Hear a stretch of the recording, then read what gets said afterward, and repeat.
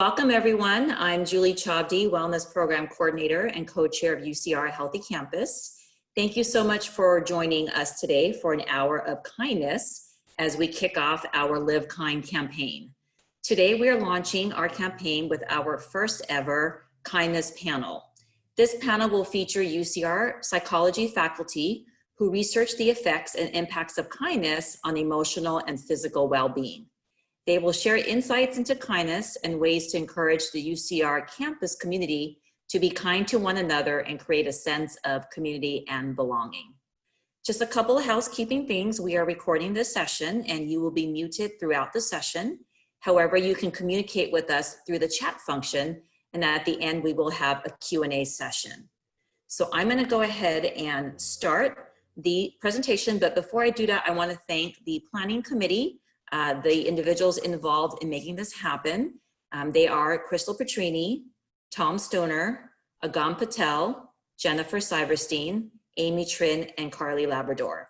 And then of course our panelists who will be formally introduced in a few minutes. So with that, I will begin with an overview of UCR Healthy Campus. Just want to make sure, can you all see my screen? Okay. Let me put it into presentation mode. All right.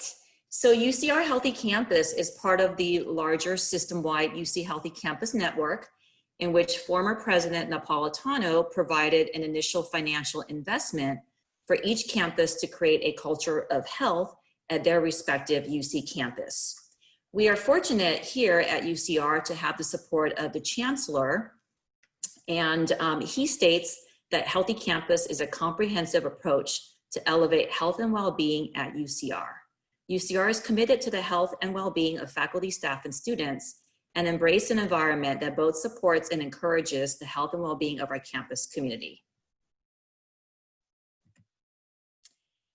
So here is our framework. Healthy Campus provides a framework to bring health and wellness to all aspects of UCR for our faculty, staff, and students.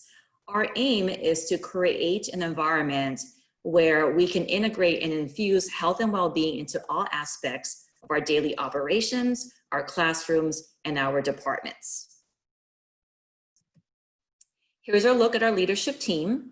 Our champion is the Dean of the School of Medicine, Dean Deborah Dees. Co-chair of Healthy Campus is our faculty member, Ann Cheney, and I serve as the staff co-chair. Here's a look at our vision and mission. I do want to point out that in the diagram, these are our 9 subcommittees for Healthy Campus. Each subcommittee has a faculty and staff co-lead and numerous projects that we are tackling. Each subcommittee is looking for volunteers, so if you are interested in joining Healthy Campus and being part of one of these wonderful subcommittees, just let me know. Right in the center is Culture of Health, which is what we're focused on. And it is this culture change subcommittee that is putting on this event today. So with that, I will turn it over to Crystal Petrini, who is our staff co-lead for the Healthy Campus Culture Change Subcommittee, to kick us off. Thank you so much, Julie, and thank you to everyone for being here. As Julie mentioned, I have the honor of co-leading Healthy Campus's Culture Change Subcommittee this year. Our charge is to help the campus thrive under a healthy campus culture. But what does that actually mean? A culture of health is achieved when the organization's structures, policies, procedures, and practices are all aligned to support or maintain health. So how does our subcommittee do this? We try to identify areas where health and well-being can be infused into the fabric of UCR's daily operations, business practices, and academia in general. We also look to identify gaps between institutional practices and systems and behaviors and look for them.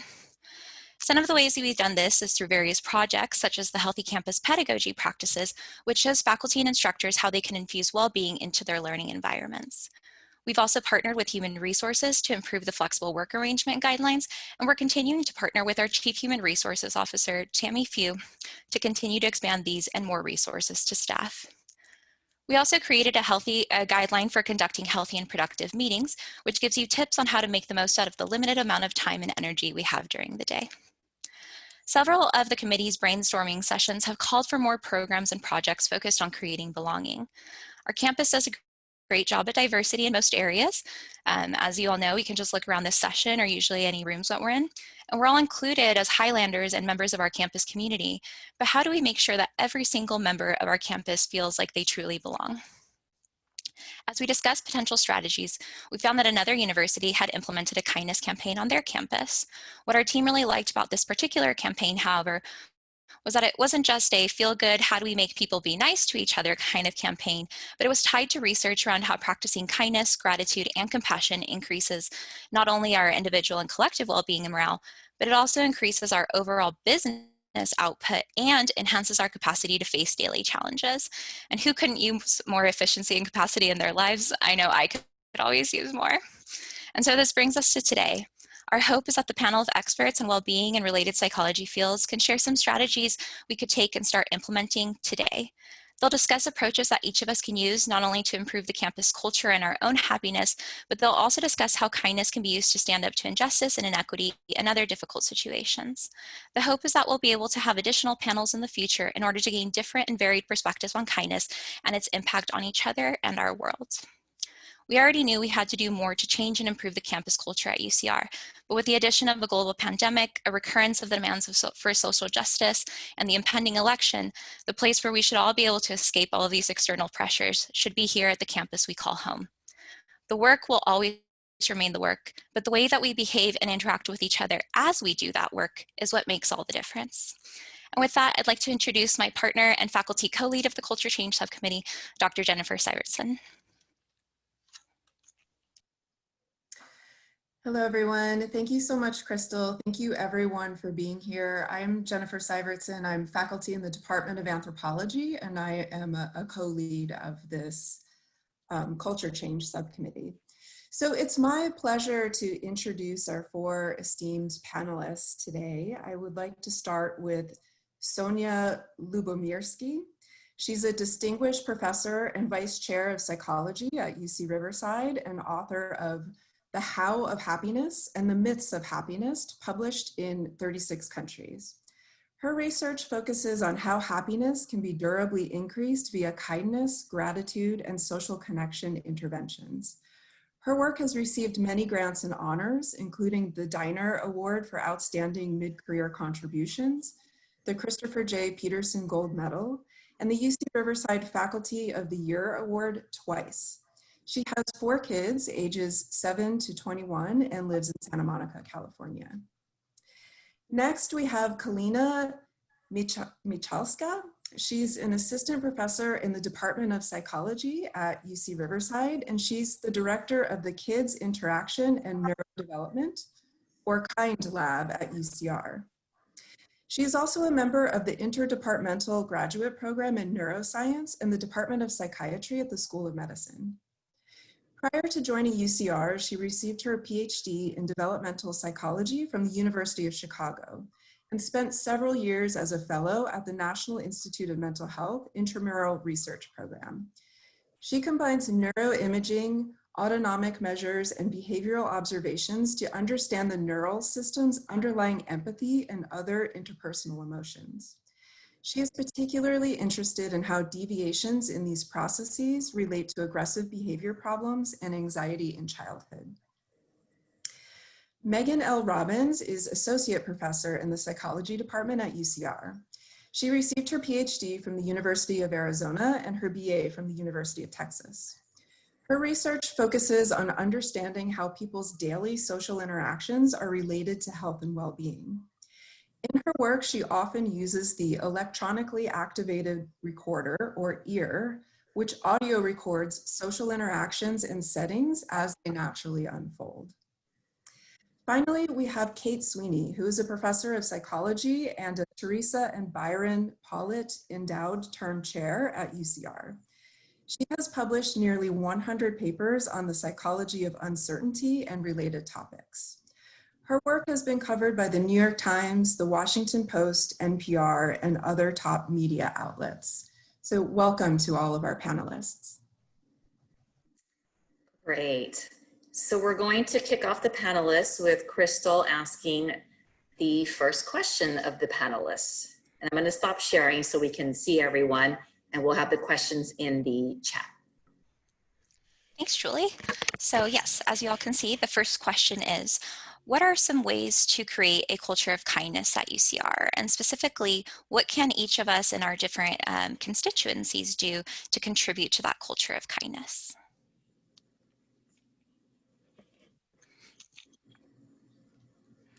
And it could be any of you that go first.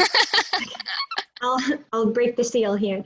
So I think we actually recently in our psychology department had a great speaker, Dr. Richard Reddick from UT Austin, and some of the ideas I'm going to say here are borrowing from him, so I wanted to give appropriate credit. But one of the main themes that we talked about what faculty can do is really giving an extra effort to having compassion for students, especially during these really challenging times. Compassion's always great, but during this pandemic and also all of the civil rights unrest issues that we're having right now, you just never know what a student is going through. They may not disclose it to you. So just having that compassion, I think, is the main thing faculty can do particularly.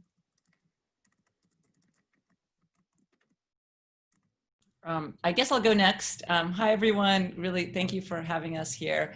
Well, there are two ways that I like to talk about how the culture of kindness can be promoted. And one is through, I guess, ripples and the reinforcing nature of kindness. And the other one is through role modeling, right? So leadership, including any kind of mentor or instructor, whether faculty, manager, by role modeling, by being kind, and everyone sees that you are kind to others, can inspire others and can inspire others to pay it forward. There's an emotion that psychologists study called elevation, which is an emotion that you feel when you see kindness in others. You have this sort of warmth in your chest, and you're inspired to also be kind yourself. And also kindness has been shown to propagate kind of across networks, to sort of spread and to have like a ripple effect. And so that's another way that a culture of kindness can kind of perpetuate and spread and propagate.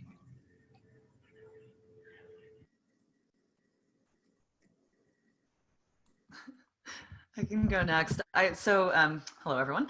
I don't study kindness per se, or really anything related to that in my lab, but what I do study is something that I think can speak to the importance of kindness right now, and that is the difficulty that we have with uncertainty. And uncertainty is ever present, but boy, is it extra present in these bizarre times. And so one of the things that I end up thinking a lot about is just how kind of united we are right now globally, really, in the kind of distress that many of us are experiencing around how uncertain everything is politically, but of course with the pandemic as well, and primarily perhaps.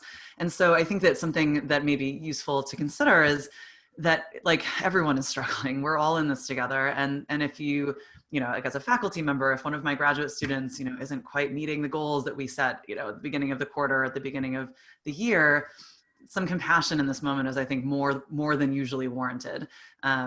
And if one isn't struggling with this uncertainty for whatever reason, then doing a bit of perspective taking and recognizing that that's not normal, actually, that most people are really struggling right now. And so monitoring your expectations for others during this particularly challenging time is a form of kindness, I think. All right, I'll just piggyback off of there. Excuse me, my voice. So in my lab, we study subcomponents of empathy, and those include sort of automatic reactions to other people's pain, distress, fear, things like that. So some of these are automatic. We see that present as early as infancy. So infants will cry to the sound of another infant cry. They won't cry to the sound of their own cry. So we know that the precursors to empathy and prosocial behavior are there in infancy already, at least like in the early stages. But then later, when we develop, there's also a cognitive component, which is perspective taking.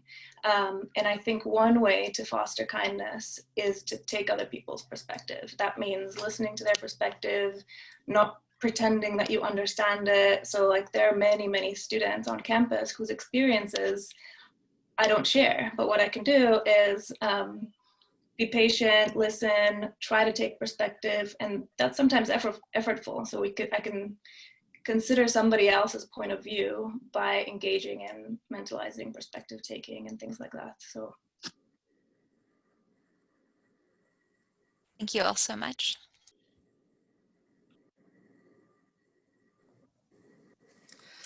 So I'll jump in and ask the next question, which I think dovetails off of what some of you have already raised. 2020, right? This is not normal times. We're dealing with so much right now. The Black Lives Matter movement demands for social justice, for equity. We're living in a politically hostile, very uncertain moment right now. So what can we do as a community to show kindness as a way to promote racial equity and justice? And will this make a difference? We're interested in your perspectives on this.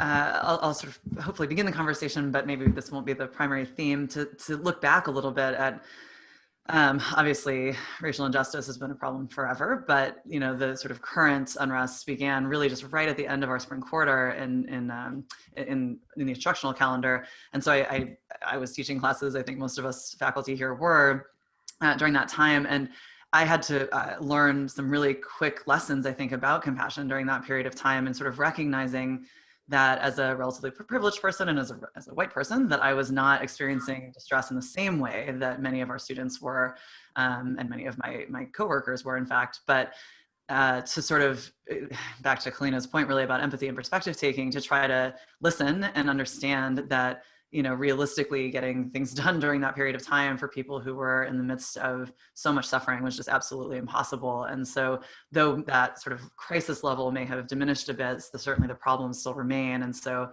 I try to continue to be conscious of, with my students at least, of the fact that the things that they are enduring and suffering are maybe quite different from my own life, and recognizing the ways in which that might limit their ability to sort of be productive during this really difficult time.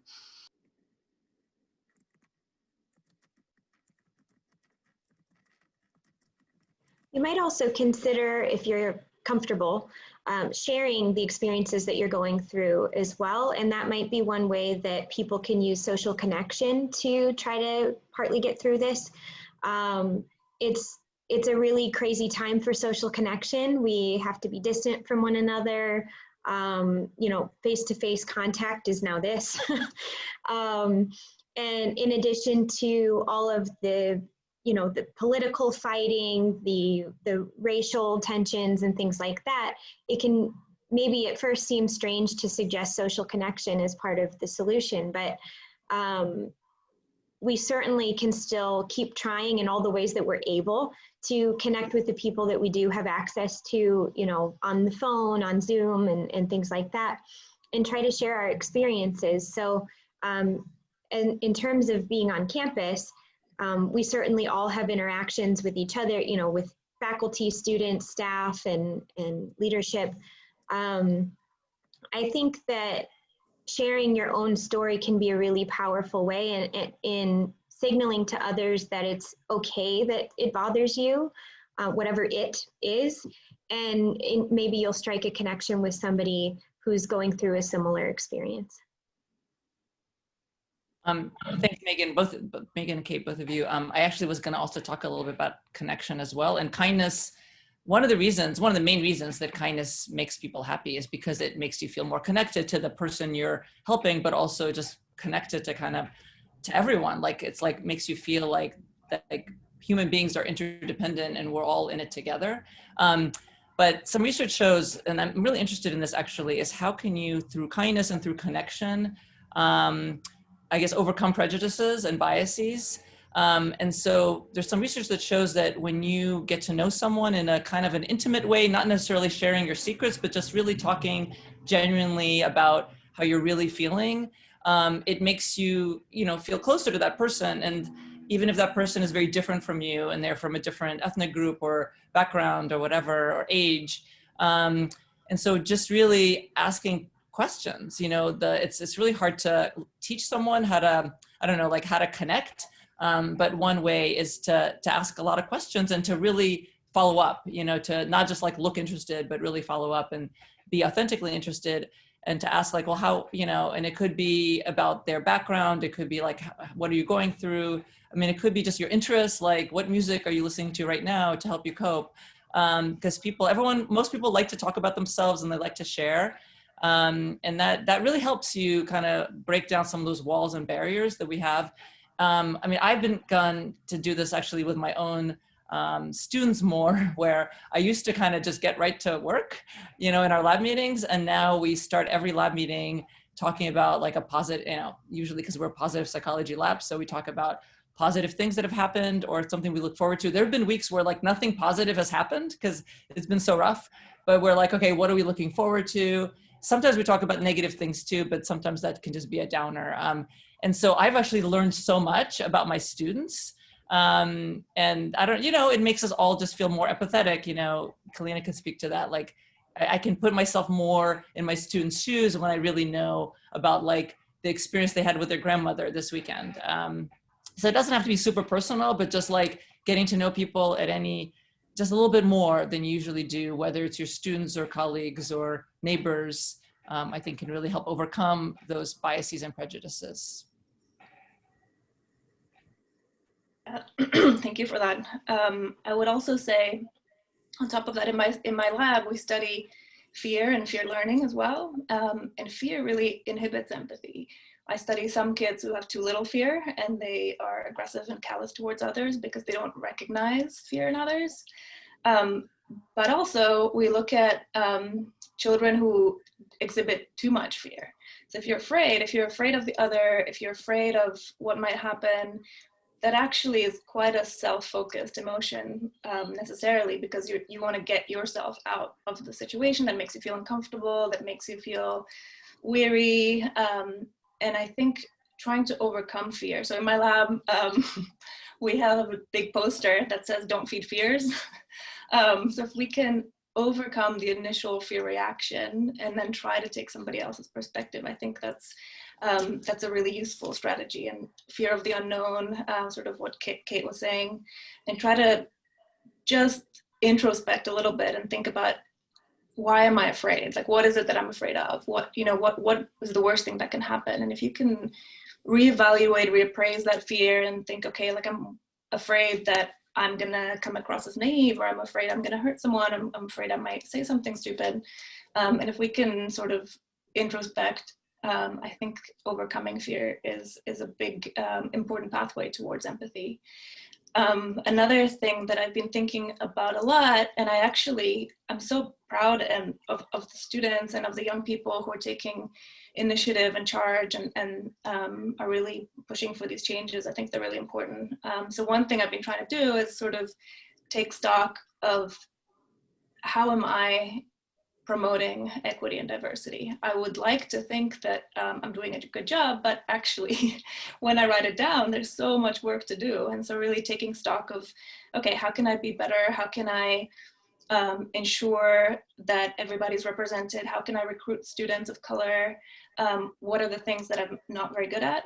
And then sort of publicly share that, with students and say, here are the things that I've tried to do. These are the ways in which I can improve. And when looking back, I didn't do enough and I could do more. And so if you share those goals, other people can hold you to them and you can hold yourself to them as well. Thank you for those answers. That was a really big, hard question that we all grapple with. So I really appreciate it. Great. And Tom, would you like to ask your questions of the panelists? Yes. Thank you for joining us today and all our audience members. And I'm Tom. I'm in the Office of Emergency Management. I'll be taking this discussion in a slightly different direction. I joined this group 2 years ago, and mostly what we were charged with doing was helping ramp up the work from home policy, which turned out to be a godsend right before this pandemic hit. And I focus on continuity issues in the Office of Emergency Management, and that's just one example. But other examples of continuity issues that are affecting our campus, staff, academics, students, just about everybody, and it's not isolated to UCR, but other issues I'm studying right now are what are the mental health impacts of this going to be long term as far as burnout goes? Are we doing enough to focus on what the students are going to need and drafting appropriate policies to meet their needs during this difficult time? And then, you know, we have a force protection issue possibly coming up in November with the elections. And we've already seen riots and some violent protests across the US. So I'm just putting a general question out to the audience of what your resiliency, continuity ideas are at this particular moment in history, and what are your concerns? Thank you. If I could start the answer, thank you, Tom. Just by giving, sharing some rough statistics. I'm on a commission, like a COVID commission on mental health that is organized by Lancet, the journal. And so we have these various subcommittees that are looking at all the latest data coming out about, and so this is really more relevant to the pandemic as opposed to the other issues that you're discussing, but obviously that's huge. And so the bottom line, I mean, it's so hard to say what the kind of answer is because there's so much data coming out and it's mixed and it's very recent, and some of these papers are not peer reviewed yet. So we're kind of looking to see like what we can trust and what we need to wait on. One kind of bottom line is that 70% roughly of people globally are fairly resilient. Now that's a lot of people, but 30% is also a huge, you know, that's more than 1 billion people that are not doing so well. Although often just small reductions in, say, sense of connection or well-being or increases in depression, anxiety. But the latest data that I've seen is 15% are having fairly severe mental health issues that we think are a result of the pandemic and everything else going on. I mean, it's a correlational, obviously we don't know exactly, but 15%, at least across the US and Europe, and I think other countries too. And that's a lot of people. And if you just look at UCR, I mean, if we apply that statistic to UCR, that's a lot of students and staff that are really having major mental health issues, anxiety, clinical levels of anxiety, depression, substance abuse, eating disorders, things like that.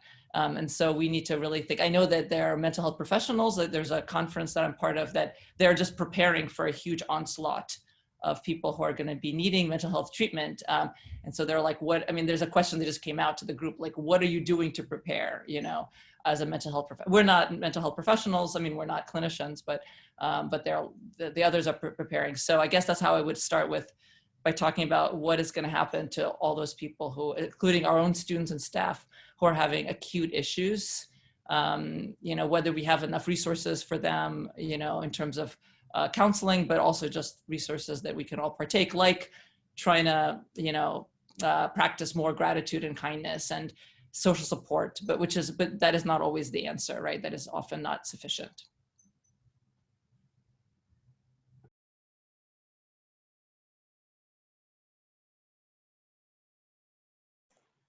Yeah, I was going to say to Sonia's last point too, the things that we're talking about that we know from our research and from recent things that we've read, I mean, they are not therapy, and a lot of people are going to need therapeutic intervention, and unfortunately the advice that we're giving today isn't going to be that. It's not always going to be sufficient. So as we are not clinical psychologists, you know, it's kind of hard for us to recommend anything other than, if you are struggling, you know, much more than normal, then you probably do need to go and seek that help, because trying to do little happiness interventions or social connection interventions and things like that, it's probably not going to do it for you. So I think one other tip would be, don't expect that any tips that you hear from us and from other psychologists in the media, if they don't work for you, if you don't feel better, that's okay. Like that's okay. Different things are going to work for different people, and many people are going to need the help of a mental health professional to work with them one-on-one. And so I would say also, just please try to be part of the culture that normalizes that. I just saw my therapist today. And so, you know, and she helps me through the anxiety that I have going through all of this, and with, you know, all of the things that I'm dealing with in the wake of this and just in general. So you can be part of the culture that helps promote, you know, people going to take those bigger steps that are going to be needed.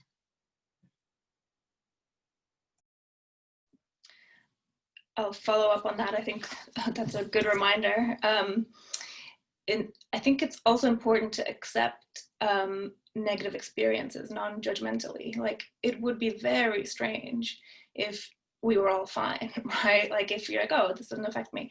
And so to not be judgy, like some days we just can't make it. We can't do our work, and just try to observe and not be judgmental about that, I think is really important.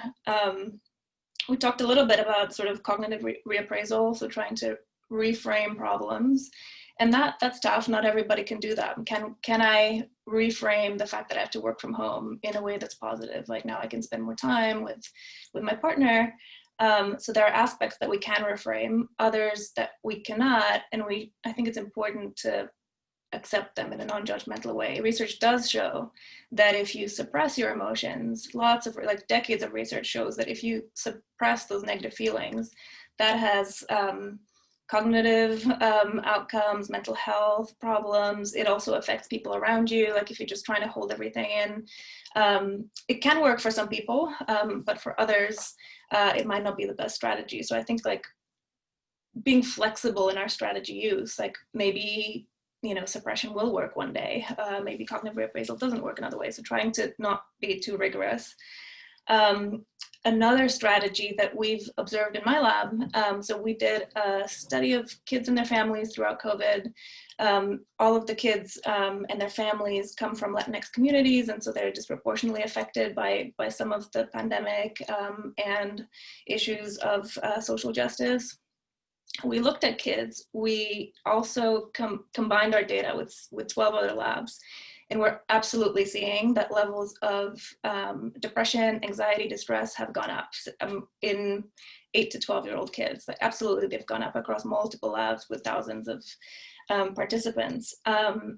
We also looked at what moms were doing during the pandemic. So we observed sort of coping strategies. We observed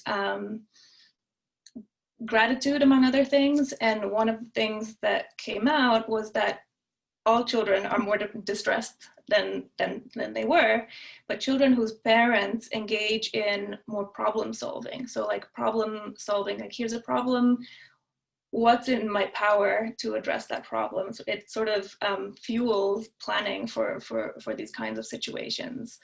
And moms who engaged in problem solving and problem focused strategies, their kids were more empathic. We give participants money for participating in our research, and we gave them the option to donate some of their money. Kids whose parents took these more problem-focused strategies, who were more grateful, also had kids who were more empathic and pro-social. So that's definitely a strategy, but also while keeping in mind that sometimes these kinds of strategies don't work. Like, you don't want to make anyone feel guilty that they didn't problem solve today, or that they didn't reappraise today. But if it's possible to engage in them, we see that it has individual effects and also effects on kids and family.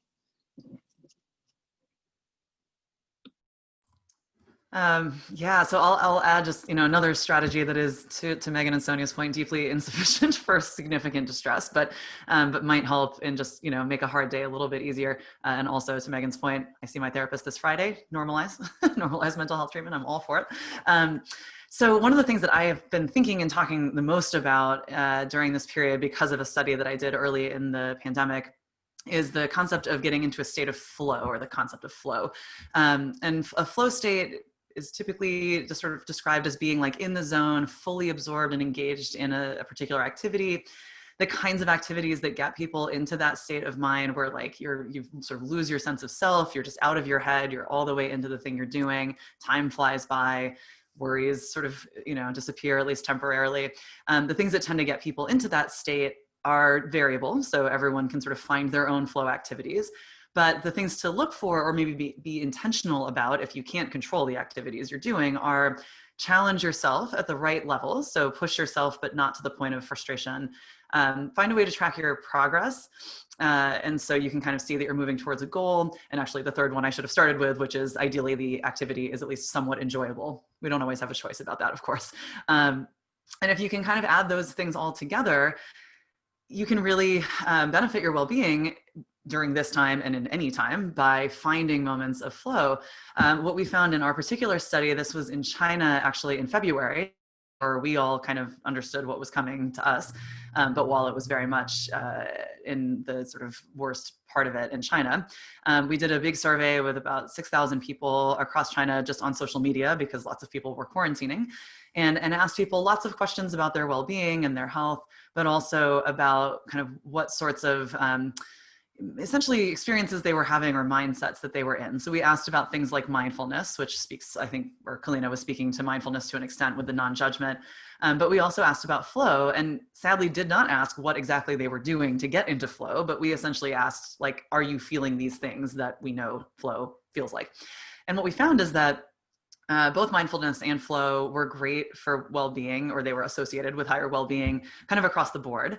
But what flow seemed to do uniquely is make quarantine not feel so bad. So in that particular sample we have of participants, we had about a third of them who were, which is a lot when you have 6,000 people, who were in quarantine as they would have sort of defined it. And in China, quarantine at this time was not like I go to the grocery store when I feel like it. It was like full lockdown. You do not leave, you do not get food to your house. So quarantine was a pretty intense situation, and about a third of them were in that state and the other 2/3 not.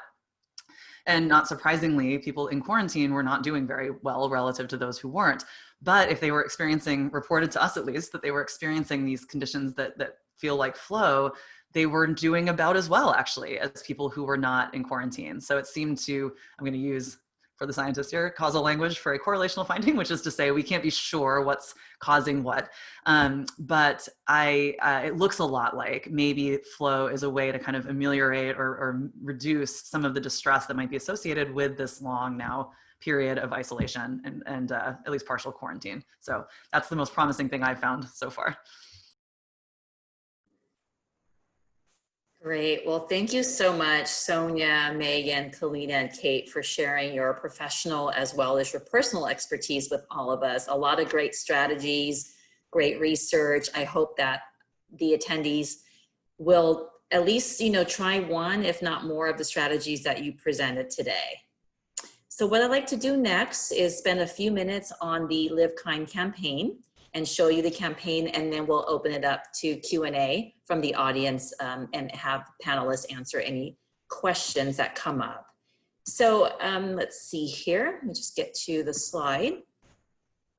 So Amy Trin is one of our students from Cal State Fullerton, and she is an intern with Healthy Campus, and she put together the LiveKind campaign along with various members of our Culture Change Subcommittee. So I'm going to ask Amy to share her work with all of us, and this is available on our Healthy Campus website for you. It is now live.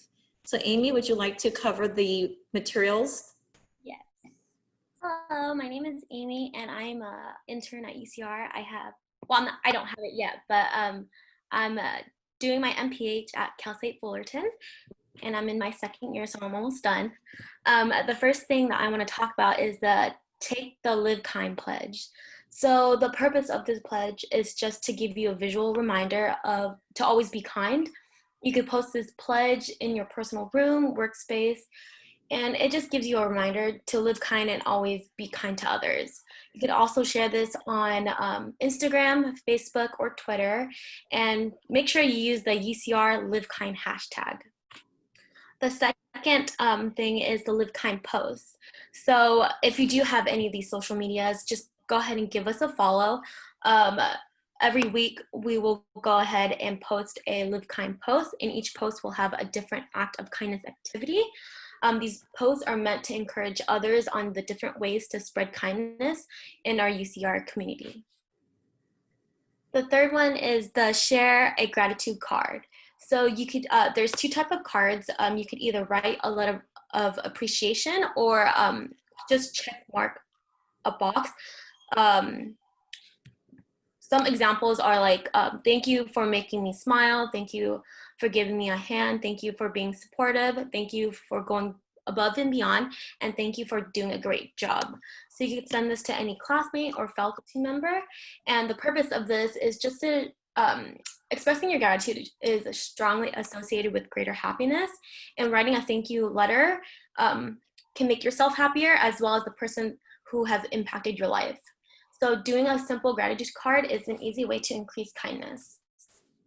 The third one is take the 30-day Live Kind challenge. So challenge yourself by taking a 30-day kind challenge. The challenge will help increase your happiness and bring fun into your life. Encourage your classmates or colleagues to complete this exciting challenge. Although it says 30-day challenge, you could take longer. It's just a fun way just to see if you can complete all the activities. The next one is the tips and benefits on kindness. So this is just a poster of the different ways and benefits that you could implement kindness into your life. You could also post this on your wall, bulletin board, or office just to help you guide to increasing positivity. And one website that is really great that I included was randomactofkindness.org. And it's just an online resource that helps explains very thoroughly on the different types of benefits. The next one is love your local, support your local businesses. So many local businesses are currently struggling due to the COVID-19 pandemic, and they need our help. So local businesses create a bulk of our jobs, and they help shape our communities. So this poster is meant to just give you tips and ways on how you can support your businesses, local businesses. Then the next one is research on kindness. So I included plenty of resources, including some articles from Dr. Lubomirsky, and also some podcasts such as the Kindness Podcast, Connect Kindness Podcast, and Your Daily Dose of Awesome. Also as some TED Talks on YouTube, so The Power of Kindness and Why Kindness Matters. Each resource will have a short description on the video. And then the last one is the Live Kind backgrounds, Zoom backgrounds. So one is just a plain background that has just the Live Kind logo on top. And then the second one is just a background where on the side it has tips on ways you could promote kindness in UCR. And that's it. Thank you so much, Amy. So we encourage all of you to visit our website, healthycampus.ucr.edu, and download the materials and use them throughout the year, and especially now during the virtual environment. These are some great things you can take advantage of. Julie, I don't think we were able to see the materials while Amy was talking, but perhaps she can at least just show us what the gratitude cards look like so that folks can see what an easy way we have created for them to spread kindness throughout the campus. Oh no, were you all not able to see my screen? We could see yours with the overview, but we didn't see it moving anywhere else. Oh, that's so weird. All right. Amy, are you able to share any of the materials? Do you have them handy? Yes, I have the website up. So let me go ahead and share my screen.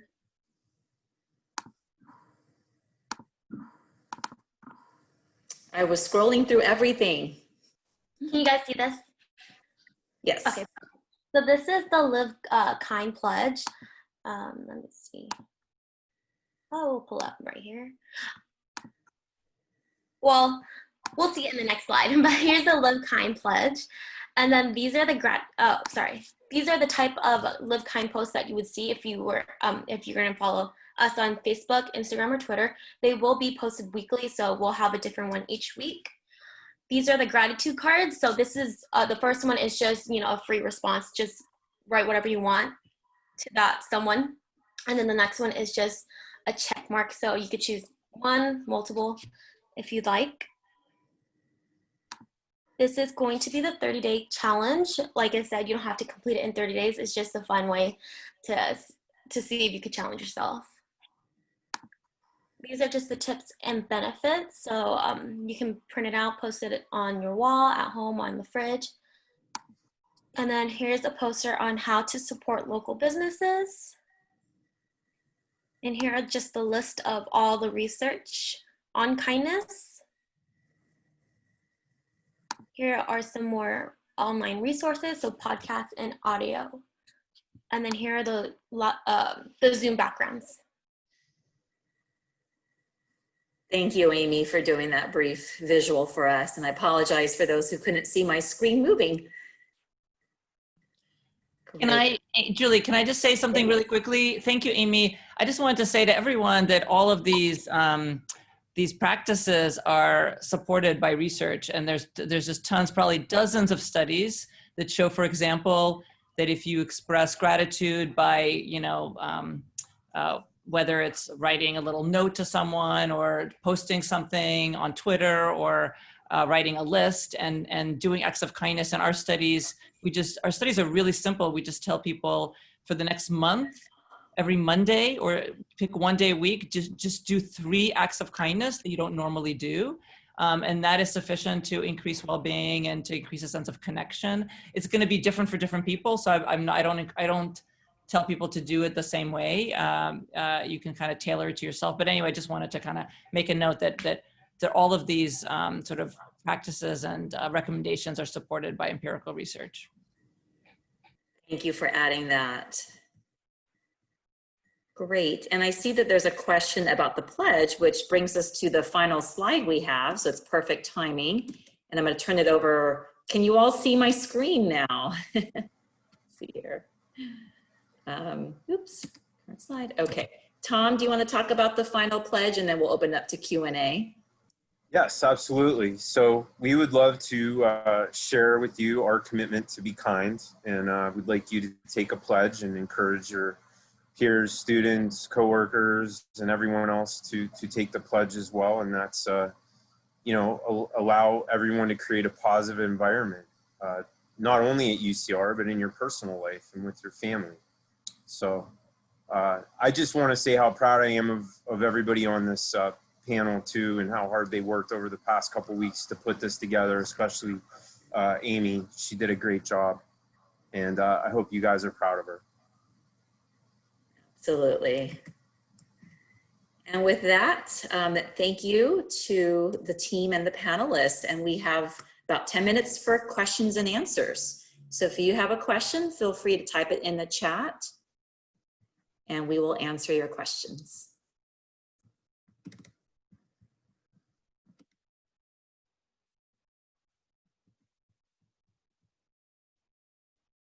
Any questions from our expert panelists? This is your opportunity to pick their brains. Or any questions on the campaign?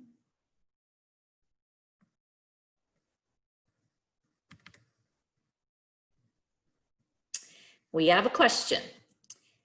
Can you talk at all about the new mental health resources for staff and faculty? So I can answer that. We have a new vendor for our faculty staff assistance program. It is CompPsych, and there's a lot of information on the Human Resources website.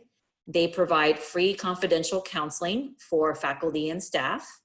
They also provide work-life solutions. So anyone who is struggling with issues like childcare, elder care, buying a home, buying a car, there are consultants that can help you through these different processes. They also provide legal support as well as financial support, and it is all free to faculty and staff. So visit our Human Resources website.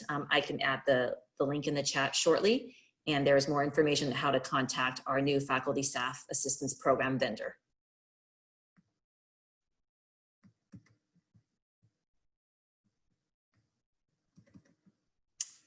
Any other questions?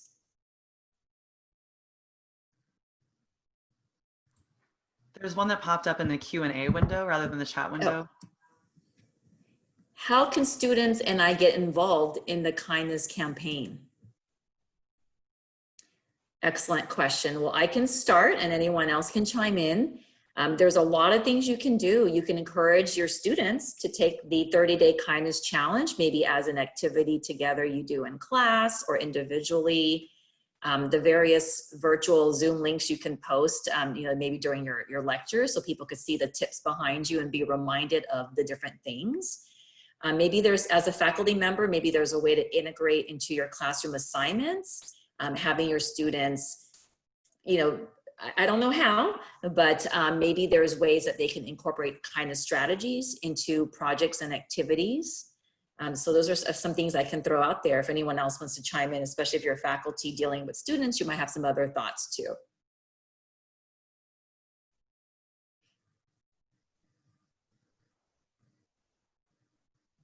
I think, Julie, I would just add to that, that, you know, I think going back to what a lot of our panelists talked about today is finding those ways to create moments of connection, right? And for us to really feel interconnected as a campus and as a larger global community. And so I think that, you know, whether you're student, staff, or faculty, you know, starting to spread, you know, these gratitude cards, for example, if you do a pay it forward, hey, I'm going to send a gratitude card for 5 people and I'm going to ask them if they can send 1 gratitude card to somebody else, you know, and just starting these kind of chain reactions, I think are going to be so important, but it just takes that moment to just send that one thing. So that's why, you know, Amy and the group really wanted the strategies, or at least the materials that we provided, to be very simple and very intuitive. And that's why the gratitude card has an option where you can write something openly, or you can just check something off and send it over to somebody, so that,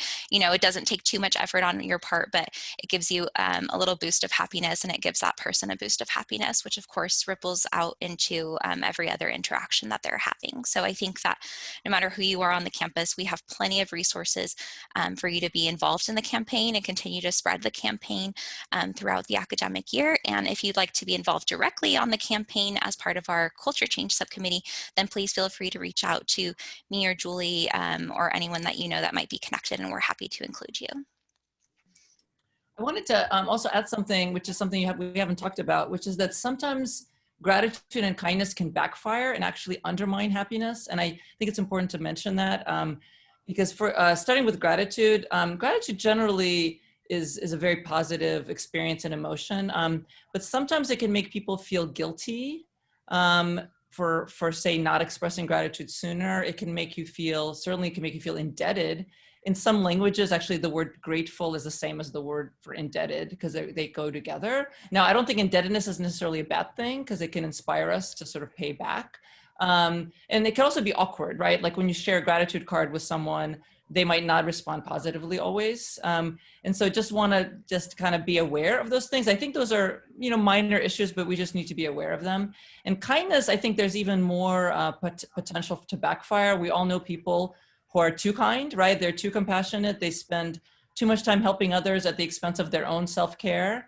And obviously sometimes helping others can make us feel like it's a burden, or we might feel that we're exploited. So there's, you know, there's some ways that so sometimes these experiences can make us feel worse. I want to stress that the majority of the time it doesn't. This is all like very positive and productive and valuable.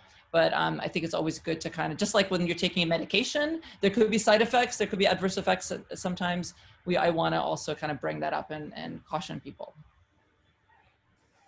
Thank you for adding that.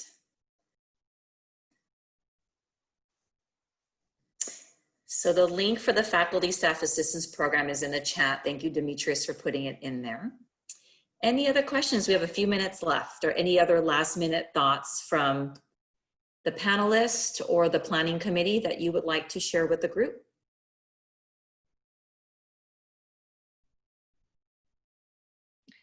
One thing I did want to say for the students in the audience, if there are things that bother you that faculty are doing, or they're not doing enough, I think it's okay to reach out. You know, sometimes we are unaware because we're not taking perspective adequately. And I know students can sometimes feel intimidated and think, I don't want to bother my professor, I don't want to impose or anything like that. I certainly feel that way with more senior people. But we're here to learn. All of us want to learn and we want to do better. And so if there's either anonymous ways to connect or through email or something like that, if I said something negative in class or something insensitive, I would want to know.